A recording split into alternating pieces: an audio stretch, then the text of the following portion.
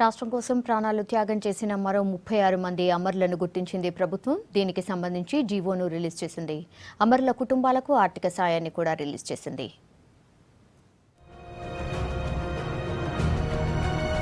ఇప్పటికే కొన్ని అమరుల కుటుంబాలకు ఆర్థిక సాయం అందించిన సర్కార్ ఇప్పుడు మరికొన్ని కుటుంబాలను ఆదుకునేందుకు రెడీ అయింది.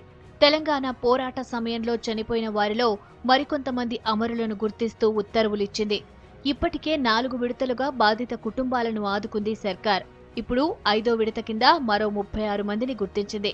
ఒక్కో కుటుంబానికి 10 లక్షల చొప్పున మొత్తం 3,60,00,000 ఆర్థిక సాయాన్ని మంజూరు చేసింది సర్కార్. గతేడాది ఫిబ్రవరిలో 20 మందిని, మార్చిలో 11 మంది అమరులను గుర్తించింది. అలాగే సెప్టెంబర్లో 12 మందిని అమరులుగా గుర్తించిన సర్కార్ ఇవాళ మరో 36 మందిని గుర్తించింది. దీంతో మొత్తం అమరవీరుల సంఖ్య 537కు చేరింది. ఇవాళ విడుదల చేసిన జాబితాలో హైదరాబాద్ నుంచి 3, ఖమ్మంలో 1, నల్గొండలో 2, మహబూబ్ నగర్లో 1, కరీంనగర్లో 22 మంది, రంగారెడ్డిలో 7 అమరులను గుర్తించింది.